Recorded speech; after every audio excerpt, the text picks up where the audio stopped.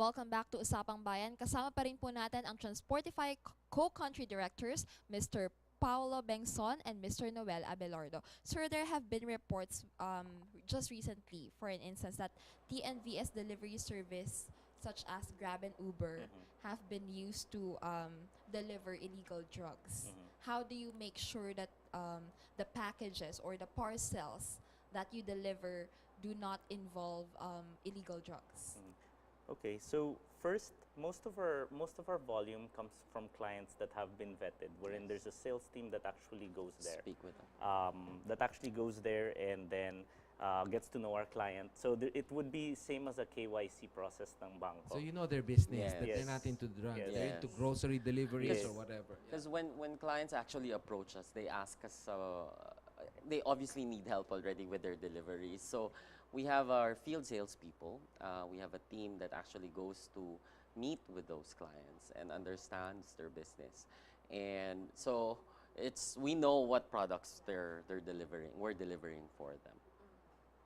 So but you also have other security measures beyond Of that. course. Yes. Mhm. So it's not like we go and send scanners to the delivery location. We do train our drivers to observe if there's anything suspicious going on. They actually can reject packages for various reasons, including suspecting that there's something going on.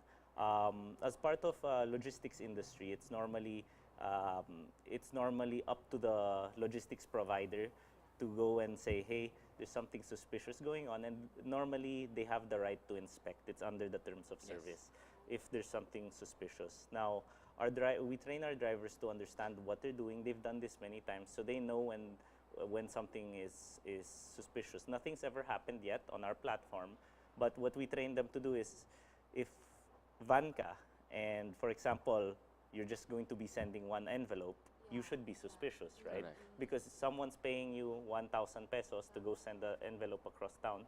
You can use other ways to do that that is more economical. So we tell them that, and we have a full service customer center that supports them whenever they have these suspicions, and then we get involved once they bring something like that up. There is a manifest for each of the packages that they deliver, like what the contents are supposed to be, or it's not it will- necessary.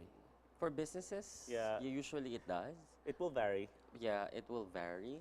But generally speaking, it's actually already in the terms and user terms and conditions, that you're not supposed to transport illegal things and all that. Typically, when we do a load, it's very bulk.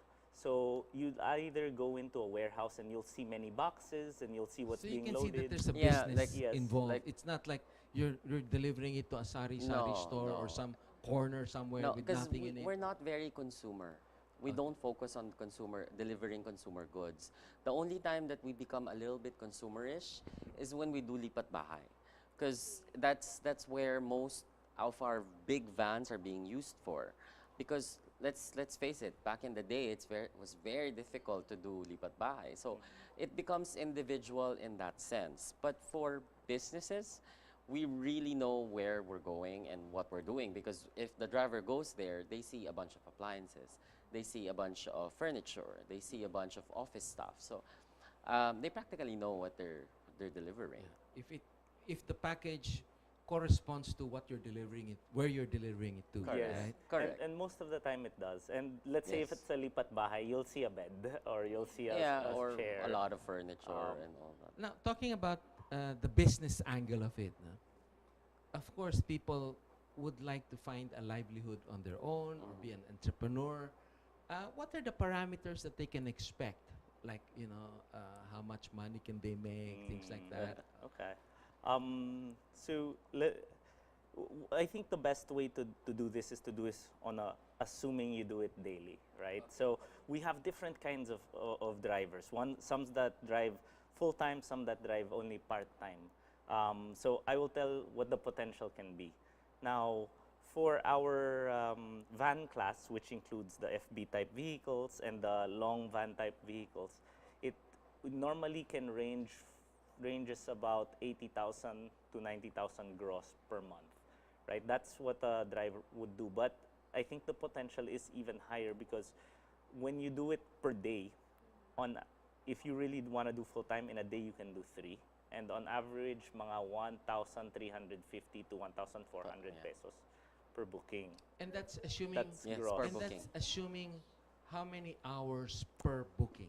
So the booking hours is about 2 to 3 hours It- per booking. It really depends also on the client, on what you're delivering. Sometimes, it averages out because sometimes you'd have a client that you have a long wait time. Which is fine kasi uupo ka lang doon, antayin mo Yeah. lang naman, wala kang gagawin, you're paid for Yeah. it. The others naman, very quick. Like within an hour, tapos Yeah. ka sa delivery or So an even hour if and you a were half. to do like 3, it still would be like a regular work day Yes. of 9 Yes. hours, Yes. 8 hours, Yeah. or something like that. Yeah. And like Noel said, it would really vary. You might have 4 very small ones, like 800-700 each, Na or mabilis you lang. might have one that's 3,000, just one, but it takes 8 hours to do.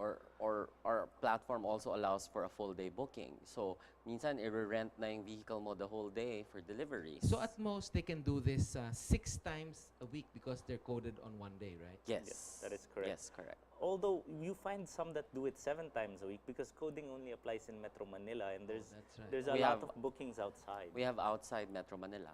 I see. Now, in terms of what the vehicles that can be used, can you sort of tell us a little bit more about that? Okay, so we have several vehicle classes. The most common is either the FB type, which could be like, I think the most well-known vehicle is the L300B, and then there's a van, which is I think the most well-known here is the High Ace commuter, and those are the most popular classes, which most people always think about enrolling. And then you have the typical SUVs and the sedans, which are more consumer type vehicles. And then what we're really needing right now, and there's a lot of opportunity, is the 4-wheeler and 6-wheeler trucks. The we closed need The those. closed vans. Yes, Yes, the big closed vans. Well, you've had the chance to visit our BAIC showroom, Of course. which I'm part of, and I'm shamelessly plugging this. Can you tell us a little bit about what you think With- about those vehicles? Regarding the bike vehicles, I do think they're excellent value for money, and they're manufactured well. I think that a lot of countries right now don't get a fair judgment in terms of manufacturing quality. There's a lot of awesome manufacturing coming from places like China, right? Correct. That's where actually the best things are also made. So, And what can you say about the H5, which is the cab and chassis type? Is that going to be good for you guys? Absolutely. yeah. In terms of the vehicle specifications, it's exactly what we need.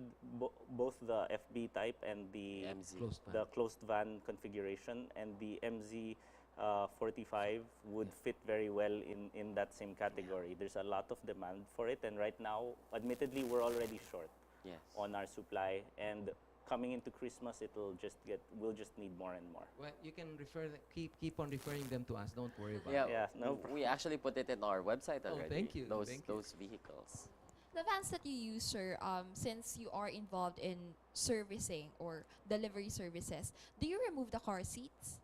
Yeah, for some of the vehicles, especially the FB type, which can fold, it's easy. But for the vans, yes, we require them to remove the seats, just to accommodate more space, because that's exactly what the clients need.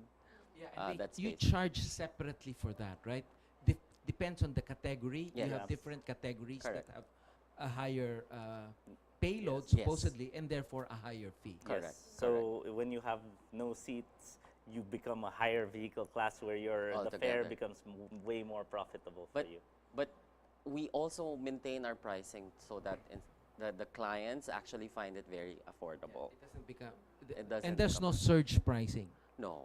Oh, okay. Well, to be honest with you, we only did that once last year, only because it was Christmas time. It was really a tough time to get in supply. We were pretty new that time, and a lot of our clients were just clamoring for vehicles. So we had to incentivize the drivers a bit.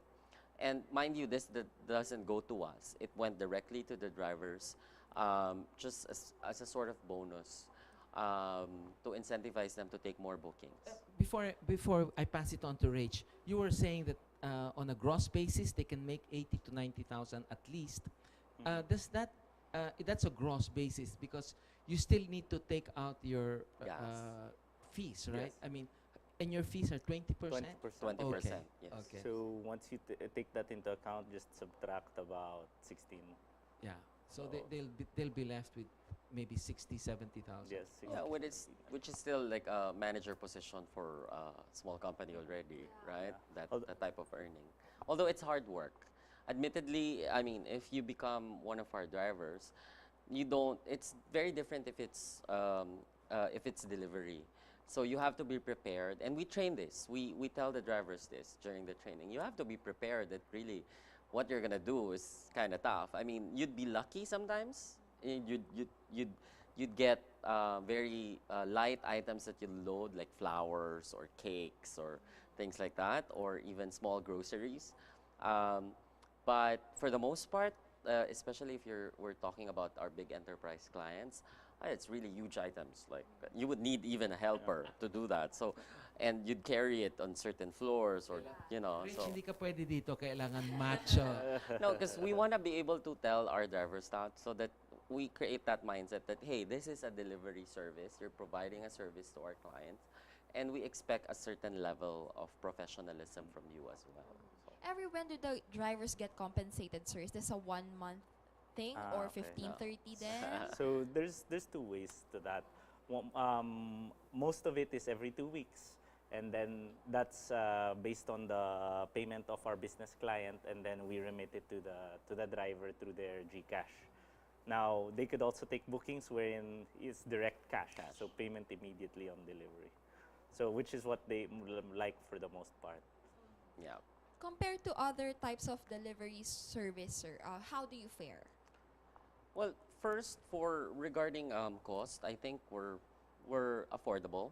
What we look at is trying to save money for our clients. So we're about 30 to 40% cheaper in terms of our fees for, because we don't enter into a fixed contract. Use us when you need us, and type of agreement that we have with our business clients.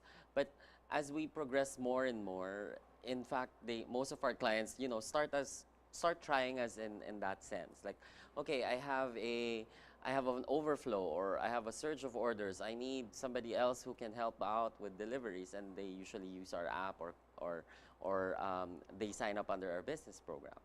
But as we move forward with our business, they realize that, hey, these guys are good. These guys are really at par when it comes to service levels.